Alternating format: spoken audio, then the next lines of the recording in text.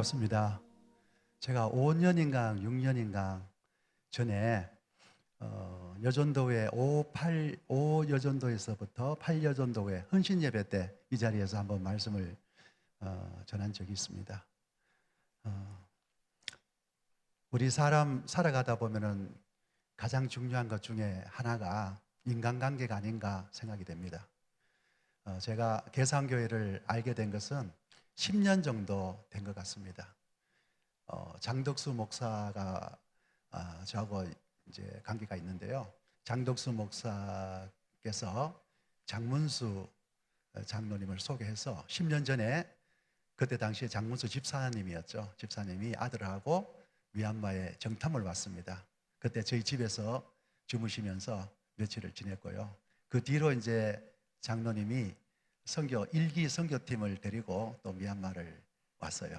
그리고 나서 그 이후에 7년 동안 처음에는 이창용 목사님, 그리고 나중에는 우리 김 목사님 청년부에서 7번 더 왔죠. 그래서 총 8번 단기 선교를 했는데 제가 늘 같이 했습니다. 그리고 아까 사회자 목사님께서 말씀드렸지만은 저를 파송한 교회가 서울 삼양교회입니다.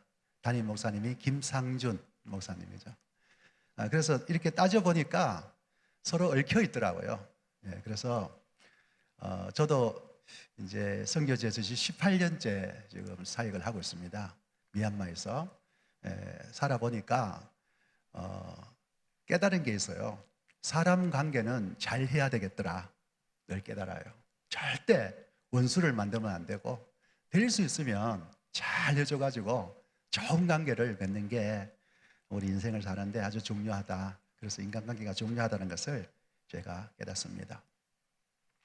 오늘은 2가지 목적을 달성을 해야 돼요. 설교도 조금 해야 되고 수요 예배니까 또 선교대학이죠. 선교대학 강의도 조금 해야 되고 그래서 좀 딱딱할 수가 있습니다. 강의다 보니까. 근데 저는 여러분들이 최대한 딱딱하지 않도록 지루하지 않도록 노력을 해보도록 하겠습니다. 먼저 오늘 그 읽은 말씀을 보면 2가지만 말씀드릴게요. 사도 바울이 환상을 보았다 그랬죠. 마케도니아 사람 한 사람이 써서 와서 우리를 도우라. 이 환상을 보고 이제 유럽 선교의 문이 열렸습니다. 저도 왜 미얀마를 갔느냐 했더니요. 제가 신학 공부를 하기 전에 직장 생활을 좀 했었어요. 그때 미얀마에서 유학 온 탕부이라는 목사님을 만났습니다. 그래서 저와 아주 가깝게 지내면서 제가 도울 일이 있으면 돕고 했는데 이분이 3년 동안 한국 유학을 마치고 미얀마로 돌아갔고요. 저는 그 뒤에 하나님의 은혜 가운데 신학교를 가게 됐습니다. 그래서 그때는 인터넷이 없었기 때문에 서로 서신을 주고 받았는데 제가 신학교를 들어갔다는 소식을 듣고 이 탕부이 목사님이 편지를 보내왔어요. 편지의 내용이 뭐냐 하니까 와서 우리를 도우라. 그래서 제가 졸업을 하고 이제 준비를 해서 선교사로 나갈 텐데 저는 갈 곳이 이미 정해져 있었습니다. 어떤 나라를 가야 할지 고민할 필요가 없었습니다. 미얀마 현지 사역자가 저한테 편지를 보내서 와서 우리를 도우라 했기 때문에 그렇습니다. 이렇게 해서 저는 미얀마로 가게 됐습니다. 그리고 오늘 말씀 10절 중반 이후에 보니까 하나님이 저 사람들에게 복음을 전하라고 그랬습니다. 그래서 저 사람은 누구예요? 마케도니아 사람들이겠죠. 그런데 저는 이 한글 성경을 읽다가 좀 재미가 있더라고요. 왜 재미가 있냐 했더니 사람들 앞에 지시 형용사 저라는 단어가 붙어 있어요. 근데 우리가 이제 국어 다 배우셨죠? 이제 가까이 있는 것을 그러잖아. 이것. 물건으로 말하면 이것. 중간쯤에 있는 것을 그것. 저 멀리 있는 것을 저것 그러잖아요. 사람도 마찬가지죠. 제 주변에 있는 사람들 이 사람, 그 사람, 저 멀리 있는 사람을 저 사람 그렇게 하잖아요. 근데 이걸 조금 더 제가 한번 생각해 봤어요. 저 사람 의미는 무엇일까? 여러분 오늘날은 옛날하고 달리 개인주의가 많이 팽배한 그런 시대입니다. 이 사람들, 제 주변에 있는 사람들조차도 별로 신경을 쓰지 않는 그런 세대입니다. 근데 저 멀리 있는 사람은 당연히 신경을 쓰지 않죠. 여기 아파트 사시는 분들이 많이 있을 줄 아는데요. 아파트 바로 집 앞에 누가 사는지 모르잖아요. 굉장히 가깝게 있어도. 그런 시대를 우리가 살아가요. 우리는 그래요.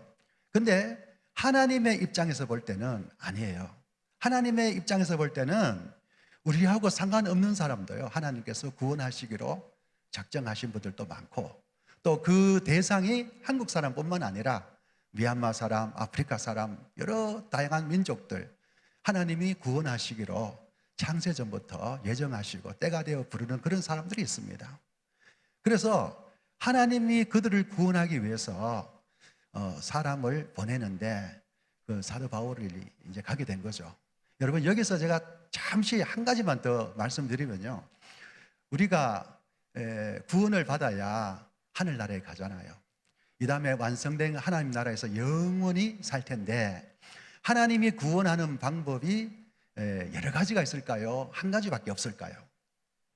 뭐 예수를 통한 구원, 그건 당연한 거고요. 한 가지뿐이죠. 방법도 마찬가지예요. 방법도 저는 다양하게 있다고 생각하지 않습니다. 무슨 방법이냐 하니까요, 말씀을 통하여, 복음을 통하여, 복음을 통하여. 그래서 누구도 복음을 듣지 않고서는 구원을 받을 수가 없는 것이에요. 하나님의 말씀을 듣지 않고서는 구원을 받을 수가 없는 것이에요. 그래서 저 사람들에게 하나님께서 가서 말씀을 전하라고, 복음을 전하라고 사람을 보낸다는 겁니다. 이 방법으로 사람들을 구원하는 거예요. 당연히 가야 되는 거죠. 나하고 상관이 없어요. 그러나 하나님께서 저 사람들에게도 복음을 전하라, 이렇게 말씀하셨어요. 여기에 저 사람들은 마게도니아 사람들이죠. 그러나 제게 저 사람들은요, 미얀마 사람들이에요. 미얀마 사람. 그래서 우리하고 상관없지만 하나님께서 저 사람들에게도 복음을 전하라. 그래서 저 사람들이 복음을 듣고 구원을 받게 되는 거예요. 그래서 사도 바울이 유럽을 건너가서 복음을 전하고 많은 유럽 사람들이 믿고, 또 그 복음이 계속 서진을 해서 우리나라까지 오고, 또 우리도 계속해서 아직까지 복음을 들어보지 못한 사람들에게 가서 하나님의 구원의 복음을 전하고 있는 것입니다. 자, 제가 이 정도로 오늘 말씀을 드리고요. 선교 대학이니까 미얀마에 대해서 좀 생소하시지만은 그래도 잘 한번 들어보세요. 제가 재미있게 얘기는 해보려고 하는데 잘 들어보시고, 미얀마가 이런 나라였구나. 그것에서 하나님께서 미얀마 사람들을 구원하시기 위하여 어떤 일을 하시는지 저를 통해서 한번 들어보시기를 바라겠습니다. 영상을 한번 띄워주시기 바랍니다. 이제 잘 보이십니까? 이 영상은요, 제가 저 학교입니다. 신학교입니다. 미얀마의 신학교인데요.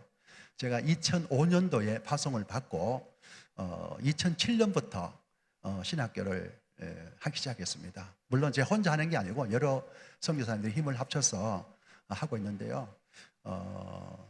제가 오기 직전에 2022년 12월 1일 날 개학인데요.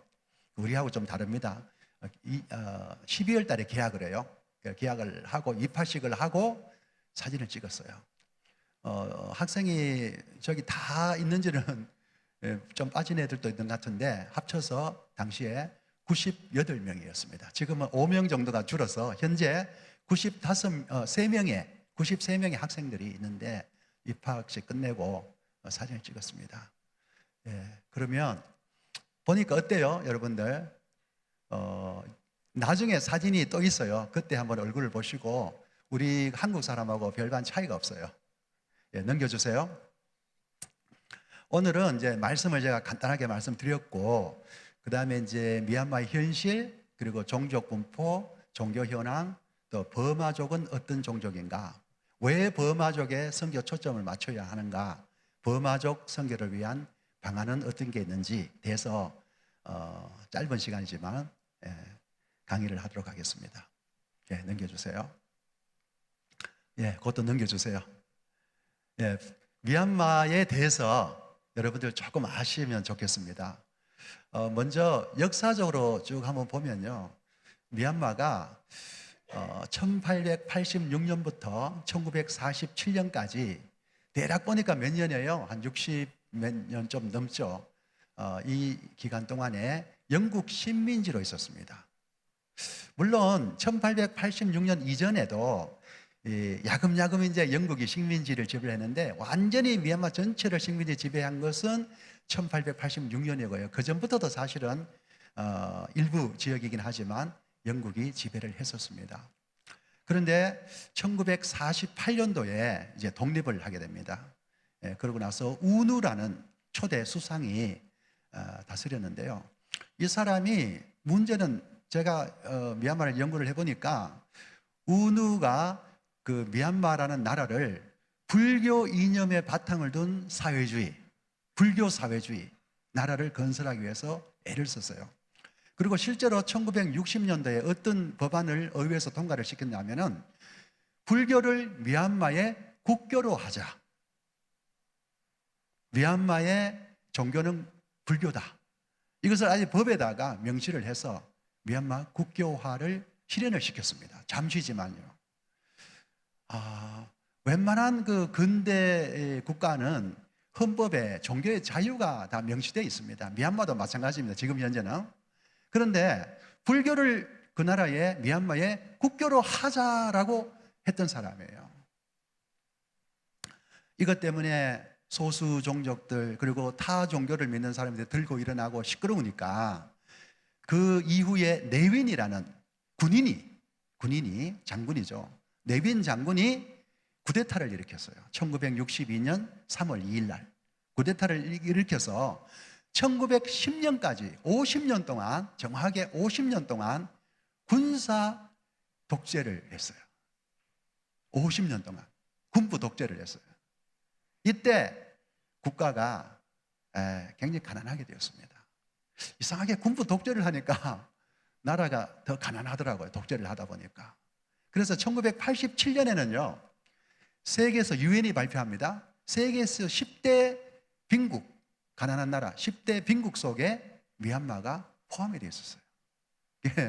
사회주의 그 다음에 군부 독재를 거치면서 가난한 나라가 되었어요. 근데요, 영국 식민지 시절에 동남아시아에서는 제일 미얀마가 살기가 좋았답니다. 독립해서 자기들끼리 더 잘 살아야 되는데 그렇지 못한 거죠. 이렇게 네윈이라는 사람이 군사 쿠데타를 일으켜가지고 버마식 사회주의를 했습니다. 그 자료를 보니까요, 외국인을 한번 만나려면 7일 전에 당국의 허가를 받아야 돼요. 외국인을 만나려면 철저하게 세국 정치를 했습니다. 그래 가난하게 될 수밖에 없는 거죠. 이렇게 해서 50년 정도 미얀마가 군사 정부 하에 있다가 1911년에 잠시 이제 군인들이 옷을 벗고 민간 정부로 탈바꿈했습니다. 그렇게 해서 5년을 했는데요. 사실은 군인이 하는 거랑 마찬가지인데 옷만 벗고 그래도 좋았어요. 그래도 군부 정부라는 정부보다 민간 정부라는 정부 하에서 발전하기 시작한 거예요. 그런대로 괜찮았습니다. 그렇게 해서 5년 동안 군부의 영향력을 받은 사람들이 정치를 했습니다. 그리고 나서 아웅산 수치 여사라는 사람이 그 당이 2016년부터 2020년까지 미얀마를 다스렸습니다. 아웅산 수치 노벨 평화상을 탄 사람이죠. 이제 아웅산 장군이라는 독립 초기가 아니라 독립을 못 보고 이제 그 암살을 당해서 돌아가신 우리나라로 말하면 김구 같은 분이죠. 김구 같은 분이 계시는데 이분의 딸이에요. 아웅산 수치라는 여사가. 아웅산 수치 여사가 만든 당이요, 선거에서 압도적으로 승리를 했습니다. 그래서 정권을 잡게 됐는데 그러면 군인들이 힘을 못 썼을까요? 아닙니다. 군인들이 정권을 넘겨주긴 했지만은 실질적으로 노른자는 다 군인들이 갖고 있었습니다. 그러다가 5년쯤 지나고 나서 아웅산 수치 이 당이 정부가요, 군인들의 기득권을 조금씩 뺏으려고 그렇게 했습니다. 그렇게 하다 보니까 군인들이요, 우리 밥그릇 뺏길 수가 없다. 그래서 2021년 2월 1일 날 다시 쿠데타를 일으켰습니다. 두 번째 그 정부, 그 민간 정부 시작하려고 하는 그날, 국회 등원하는 날, 그날 새벽에 미얀마 군부가 국회의원들 다 잡고 등원을 못하도록 하고 군사 쿠데타를 일으켜서 지금 2년이 지났습니다. 여러분 아마 매스컴을 통해서 보셨겠지만은요, 지금 군사 쿠데타 이후에 코로나도 겹쳤죠.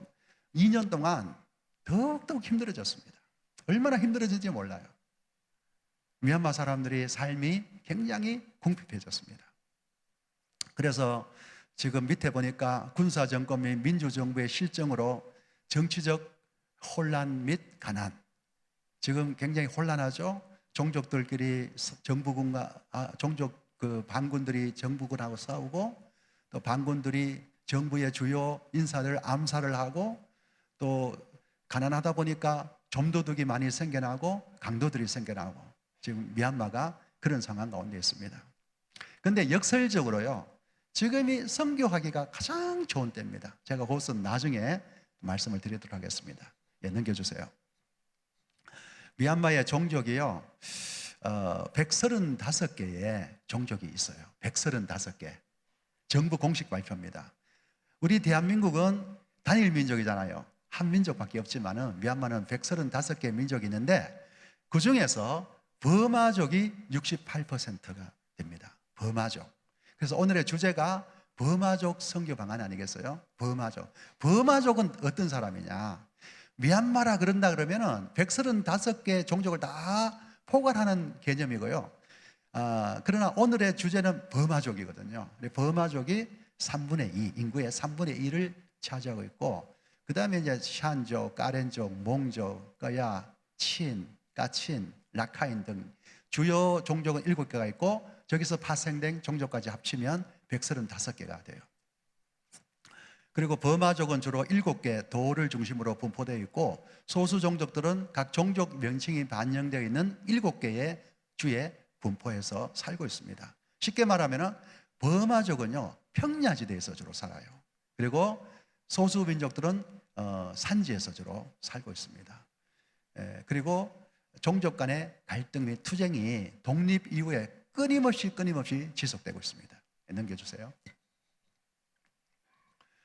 종교를 보시면은 버마는 거의 90%, 89.8%니까요. 90%가 불교도들입니다. 기독교가 6.3, 무슬림 2.3, 힌두교 0.5, 무속 0.8, 기타 0.2, 무종교가 0.1%.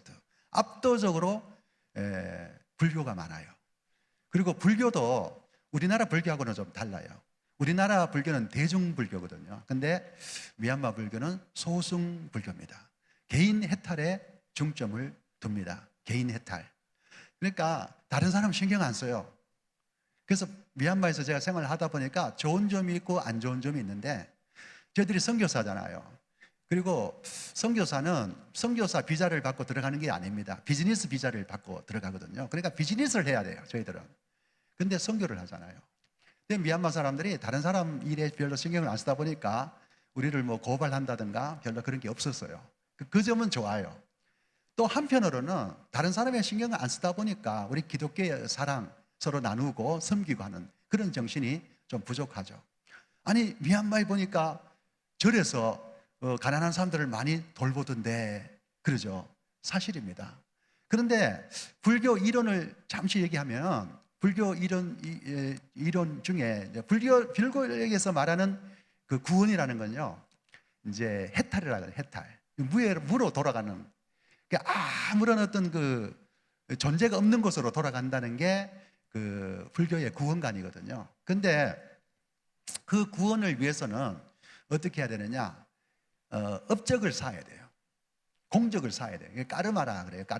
까르마를 쌓아야 내세에 더 나은 그런 삶을 살다가 결국은 그 열반에 든다 하는 겁니다. 그러니까 돕는다는 거는요, 남을 정말 도움을 주기 위해서 돕는다기보다는 나 공적을 쌓아야 되니까, 내 공적을 쌓아야 되니까 돕는 그런 의미예요. 자, 그래서 미얀마에 가서 그 시주도 많이 하거든요. 일본 사람들이. 그 가난해도 삶은 굉장히 가난한데 절의 중들을 다 시주를 해줘요. 근데 미얀마에만 볼 수 있는 특징입니다. 받는 사람이 대개 보면은 고맙습니다 그래야 되잖아요. 받는 사람이. 근데 정반대입니다. 받는 사람은 아무 소리를 하지 않습니다. 주는 사람이 고맙습니다. 내 공덕을 쌓을 수 있는 기회를 주셔서 고맙습니다. 이렇게 하고. 그게 이제 불교 세계관이죠. 물론 구원이 없는 거죠. 구원이 없는데 자기들은 이제 그렇게 구원을 위해서 열심히 공적을 쌓고 있습니다. 그 다음에 이제 보면요, 기독교가 있는데 그 135개 종족 중에 소수민족, 특별히 3개의 소수민족에게 집중이 되어 있어요. 기독교가 친족 90% 이상, 가친족 60% 이상, 까렌족 50% 이상. 저 종족들은 굉장히 복음화율이 높아요. 우리나라에 이제 유학 오는 그 신학교로 유학 오는 그 종족은 친족이 많은데 우리는 모르죠. 여기 앉아갖고 오니까 막 도와주고 그러잖아요. 그런데 이미 복음화율이 90% 이상이 됐어요. 사실 우리가 도와야 할 일이 별로 없어요. 자기들끼리 알아서 다 합니다. 그래서 저희들은 이제 미전도 종족인 버마족을 대상으로 저희들 사역을 하고 있는데 조금 이따 말씀드릴게요. 그리고 이제 불교와 나아과의 상생이라는 게 있는데요. 나앗은 뭐냐 하면 NAT 이렇게 되어 있는데 쉽게 말하면 우리나라로 말하면은 샤머니즘, 무당, 무당 미신이죠, 미신. 전통적인 그런 그 미신이 미얀마에도 존재를 하고 있습니다. 그래서 불교의 이제 이 세상을 이제 떠나서 내세, 그죠? 내세. 불교는 내세를 지향한다 그러면 나앗은 현실을 지향을 해요. 현실 기복이죠. 이게 잘 조화해서 상생을 하는 것이 바로 미얀마고요. 그리고 불교와 기독교 혹은 불교와 이슬람은요, 아주 그냥 갈등을 겪고 있습니다. 서로 정말 특히 이슬람과는 요즘에 갈등을 겪어서 이슬람이 지금 그 로힝갸족이라고 그러죠. 로힝갸족들이 나라를 떠날 수밖에 없는 그런 어려움들에 처해져 있습니다. 넘겨주세요. 자, 그러면 이제 오늘의 주제가 버마족이니까 버마족은 어떤 종족인가 좀 더 세부적으로 제가 말씀드리겠습니다. 첫 번째 보니까 To be a Burmese is to be a Buddhist 이런 말이 있어요. 저도 이 말을 몰랐는데 그 논문을 쓰다 보니까 이 말을 발견하게 됐는데 버마족이면 불교도들이다. 그런 등식이 성립돼요. 그래서 버마족 세계관은요, 기독교는 전혀 기독교를 받아들일 수가 없어요. 저들은 기독교는 아예 자기들하고 상관없는 종교죠. 태어나면서부터 불교도들이 바로 버마족이에요. 그럼 버마족의 복음화율이 몇 퍼센트냐? 0.3%예요. 0.3%. 0.3%는요, 1000명 중에 3명만 기독교예요. 1000명 중에 3명. 그래서 미얀마 개신교 최초의 선교사인 아도니람 저드스는 이렇게 말했어요. 불교도 한 사람을 개종시키는 일이 호랑이 입에서 이빨 하나를 뽑는 것보다 어렵다. 그래서 아도니람 저드스는 6년 만에 처음으로 한 사람 개종 신자를 얻습니다. 세례를 줍니다. 6년 만에 한 사람. 그게 바로 버마족이에요. 버마족은 9세기경부터 티벳 공원에서 남아 있어요. 그래서 얼굴을 보면은 그 티벳, 같은 우리 몽골리안이죠. 거기서 남하를 해서 미얀마 중부에 정착을 했고 11세기 중반에 정확하게 1044년입니다. 1044년에 최초의 왕조인 버간 왕조를 건설합니다. 건설해서 첫 번째 왕이 아노라타라는 왕인데 이 사람이 불교를 받아들여요. 불교를 받아들여서 그때부터 왕실에서 불교를 장려함으로써 온 버마족들이 다 불교를 믿게 되었습니다. 그리고 중원에 비옥한 토지를 놓고 샨족과 몽족과의 투쟁을 해요. 그래서 미얀마에도 보면은 전쟁 얘기가 많아요. 전쟁 얘기가. 그러니까 미얀마 중심에 보면은 큰 넓은 땅이 있거든요. 여기에 곡창지대입니다. 여러분, 미얀마가 얼마나 곡창지대가 넓은지요. 세계에서 쌀 생산량 1, 2를 다투는 나라가 태국과 미얀마예요. 어떤 데는 태국이 1위, 어떤 데는 미얀마가 1위. 이렇게 다투는 것이에요. 쌀이 얼마나 많이 나는지 몰라요. 그 비옥한 땅을 놓고 종족들 간에 싸웠죠. 그게 미얀마의 왕조의 역사입니다. 그리고 그러다 보니까 버마족은 타종족에 대한 배타성이 굉장히 큽니다. 타종족 서로 같이 어울려서 살아야 되는데 전혀 그렇지가 않습니다. 심지어 예수 믿는 버마족도요, 예수 믿는 친족이나 까렌족, 자기들끼리 다른 종족하고 쉽게 어울리질 못합니다. 큰 문제예요, 이게. 그래서 타종족과의 갈등이 계속해서 있어 왔습니다. 넘겨주세요. 자, 그러면 왜 우리는 이런 버마족한테 성경의 초점을 맞춰야 하는가? 설명을 드리겠습니다. 버마족이 타종족에 대해서 굉장히 배타적이라 그랬죠. 그 반대로 소수 종족도 버마족에 대해서 굉장히 배타적입니다. 서로 배타적인 것이에요. 배타적이라는 말은 서로 같이 친하지 않다는 얘기죠. 기독교인 내에서도 버마족 기독교인과 타종족 기독교인들 간의 화합이 어렵습니다. 그래서 교회를 이제 친족교회, 까렌족교회, 까친족교회, 버마족 신자들 오지 않습니다. 저희들이 가서 이제 발견을 했는데요. 우리는 전혀 종족의 개념이 없다 보니까, 아니 교회 왜 버마족밖에 안 오지? 아니면 친족밖에 안 오지? 까렌족밖에 안 오지? 우리는 이해할 수가 없었어요. 근데 가만히 보니까 그래요. 이 종족 간에 역사적으로 정치적으로 여러 가지 문제로 인해서 서로 배타적이어서 버마족이 교회를, 버마족 목사가 개척한 교회에 다른 종족이 오질 않습니다. 친족 목사가 개척한 교회에 다른 종족이 오질 않습니다. 이런 문제가 있더라고요. 근데 아까도 말씀드렸지만은 친족이나 까렌족, 까친족 같은 경우는 복음화율이 굉장히 높다 그랬잖아요. 그런데 버마족은 0.3%밖에 안 되기 때문에 저희 선교사들 입장에서 미전독 종족인 버마족을 선교를 하기 위해서 어떻게 해야 되는지 굉장한 어떤 고민에 빠졌어요. 왜냐하면은 0.3%가 신자인데 그 중에서 신학교로 오려고 하는 사람이 있겠어요, 없겠어요? 정말 모래밭에 바늘 찾기예요.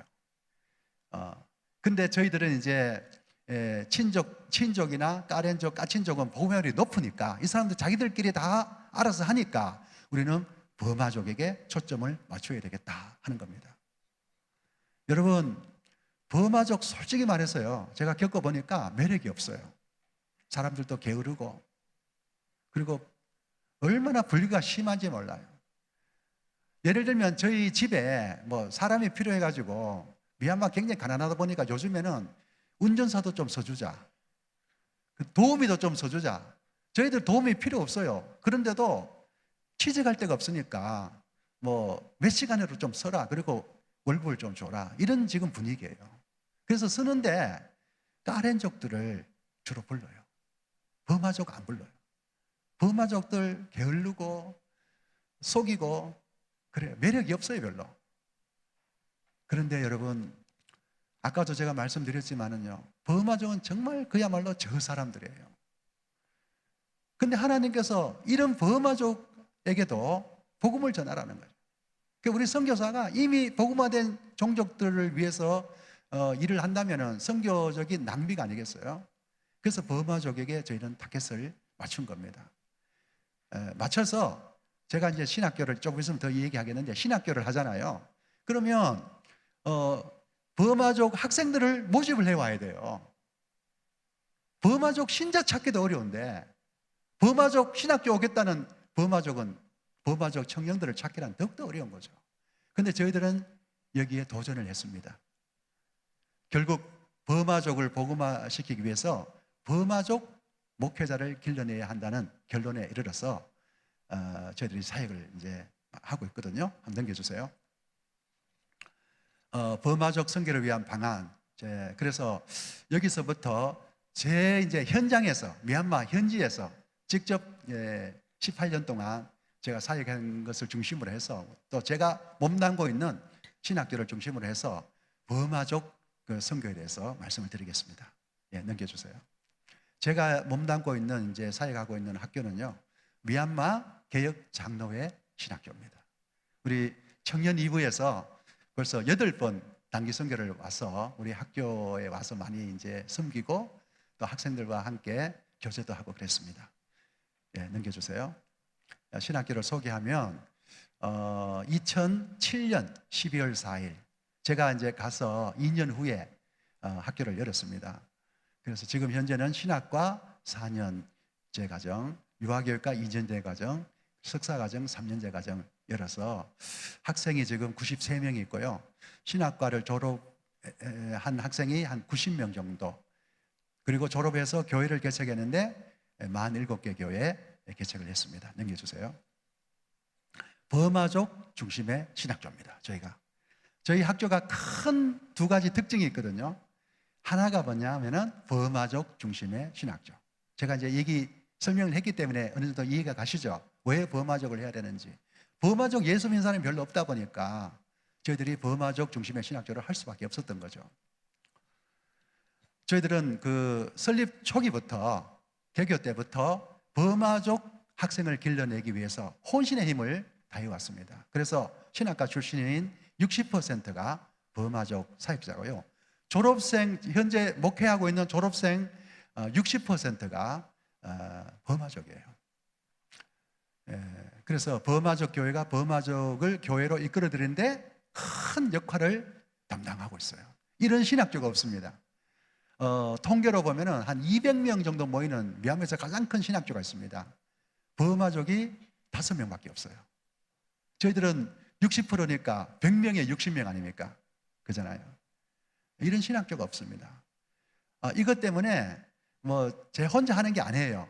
제가 이제 개척 초기에 2명을 가지고 시작했어요. 저하고 정훈채 선교사라는 분하고 2사람이 시작했거든요. 근데 버마족 학생들을 모집하려고 얼마나 노력했는지 몰라요. 입에 달고 살았습니다. 버마족.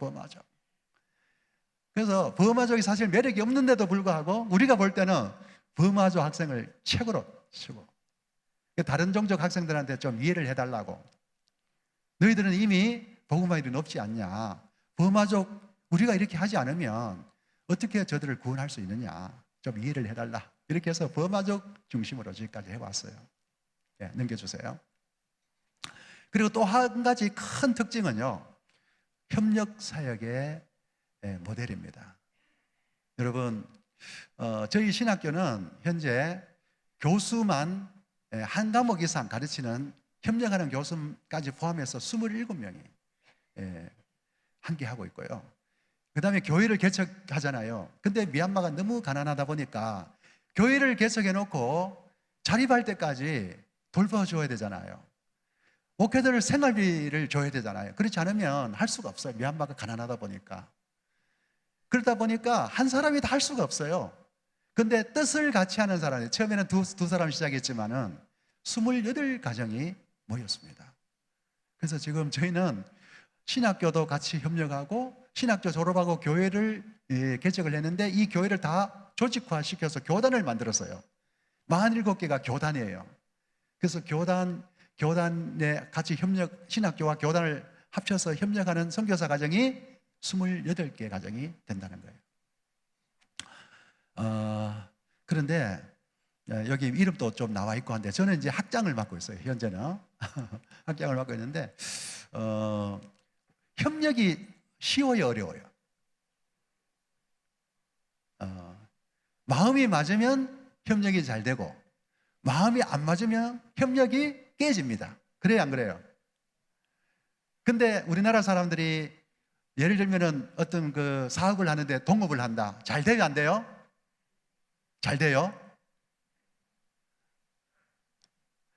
잘 된다는 얘기보다 깨지는 경우를 더 많이 제가 들어봤습니다. 마찬가지입니다.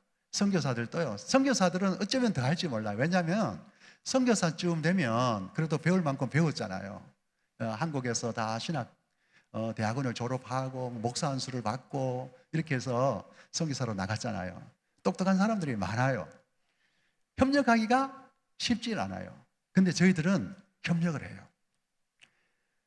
제가 장본인이기 때문에 그리고 제가 초기 개척 멤버이기 때문에 제가 경험했는 것을 잠시 나누면요, 협력을 잘 하려면 어떻게 하면 되느냐 하니까 자기 거를 주장하지 않으면 돼요. 자기를 너무 내세우지 않으면 돼요. 왜 협력이 안 됩니까? 자꾸 내 주장을 내세우고 내 고집대로 하려고 그러고 내 말 들으라 그러고, 그러니까 그렇잖아요. 근데 제가 해보니까 저도 약한 게 많더라고요. 약한 게 많은데 내세울 게 뭐가 있어요? 내세울 게 없어요. 그러다 보니까 자꾸 이제 상대방을 이렇게 도와주려고 그러고 세워주려고 그러고 하다 보니까 지금까지 왔어요. 지금은 이게 많은 그 선교사들이 참여를 하고 있기 때문에 깨지기가 쉽지가 않아요.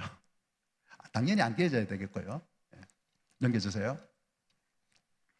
예, 저희 이제 새벽부터 저희 신학교 92명이요, 3명이 새벽부터 새벽 5시 반부터 하루를 시작합니다.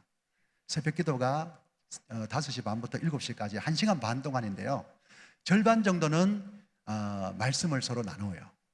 큐티를 하는 거죠. 하고 절반 정도는 통성 기도를 합니다. 하루도 빠지지 않습니다. 그래서 저희 학교는 새벽이 굉장히 강해요. 미얀마가 원래 교회가 새벽 기도가 없습니다. 근데 기도하지 않고 어떻게 목회하고 어떻게 복음을 전할 수 있겠습니까? 그래서 우리의 것을 미얀마에 심는다 이것보다는 미얀마에 부족한 것을 우리가 가서 이제 세워준다는 개념으로 기도를 안 하고 안 되잖아요. 그래서 새벽 기도가 굉장히 강한 신학교입니다. 넘겨주세요. 채플. 이제 저희가 화요일, 수요일, 목요일, 금요일 주 4일 수업이 있습니다. 아침 새벽 기도 끝나고 밥 먹고 8시부터 오후 3시까지 수업이 있고요. 3시가 끝나면은 또 악기도 배우고, 그 다음에 특수 그런 그 과목들도 배우는데요.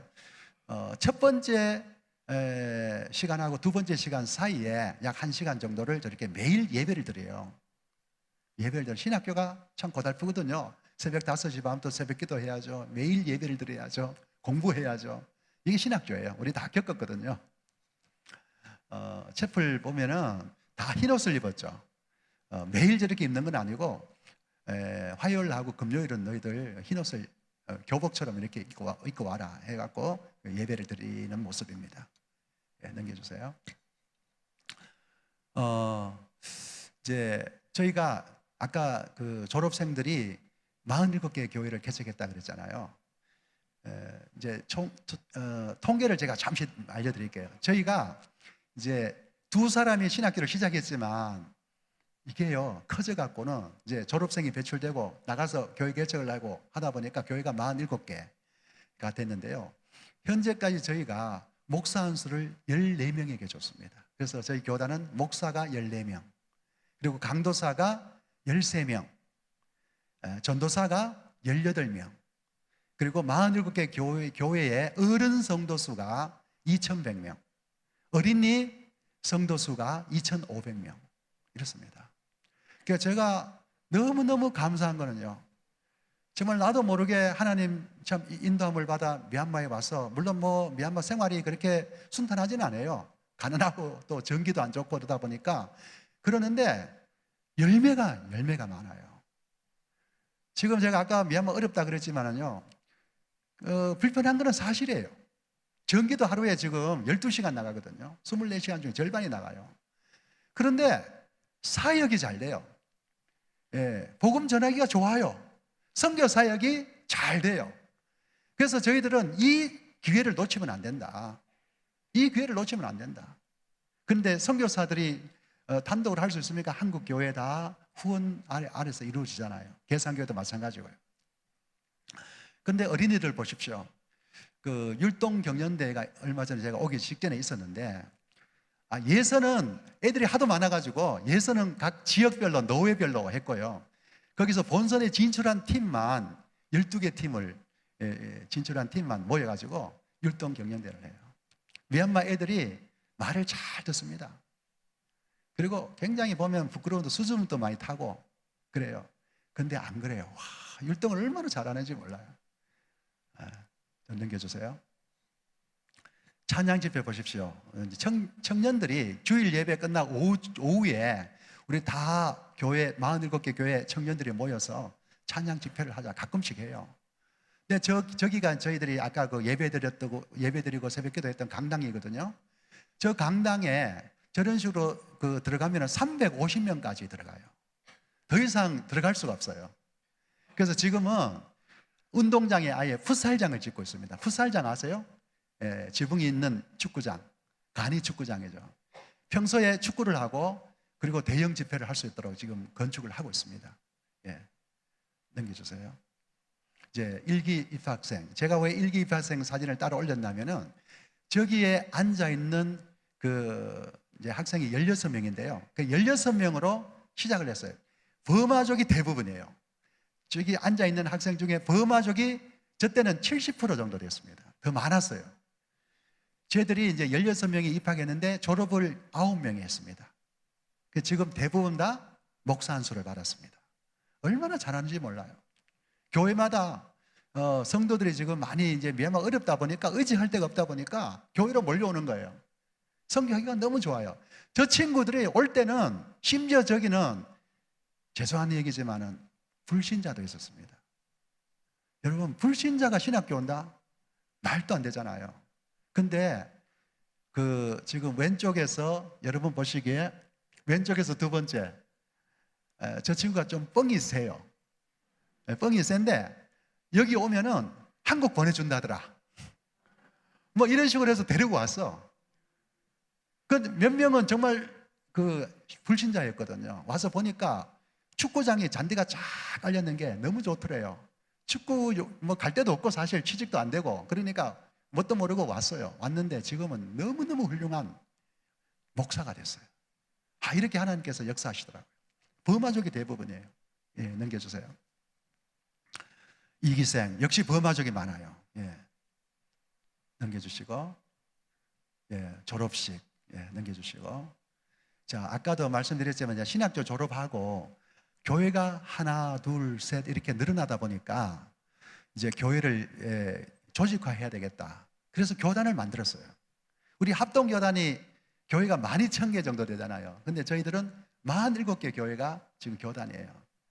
그래도 교단을 만들어야 교단 안에서 목사 안수도 주고 또 주일학교 뭐 지원도 하고 공과도 만들고 여러 가지 일을 할 수가 있잖아요. 이렇게 해서 2017년도에 교단을 만들었습니다.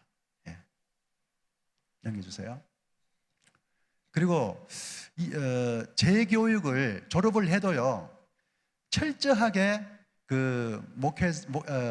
복음을 전할 수 있도록 하기 위해서 월요일마다 오전에 목회자를 다 모아서 재교육을 합니다. 아주 철저하게 합니다. 물론 이제 교단 책임자는 저는 학교의 책임자고요. 교단 책임자는 동료 선교사가 하고 있는데 같이 하는 거죠. 신학교하고 교단하고 같이 하는 거예요. 넘겨주세요.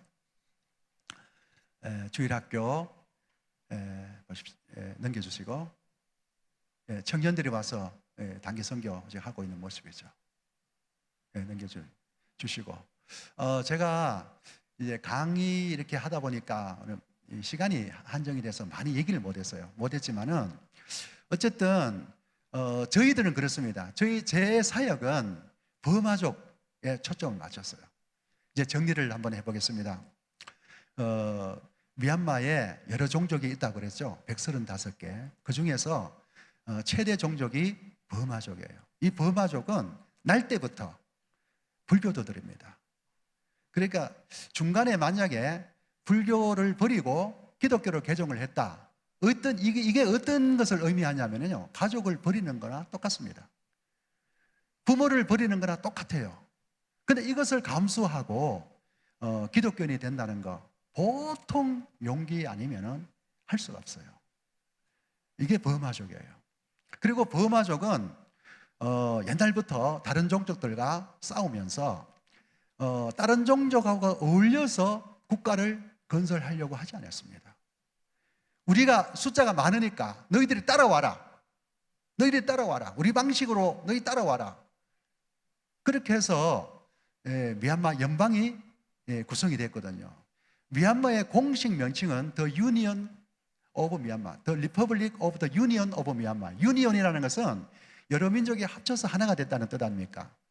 사실은 하나가 안 되죠. 그런데 그렇기 때문에 지금까지 그 종족 간에 끊임없는 투쟁이 있고, 지금 거기에다가 군부가 군부도 다 버마족이에요.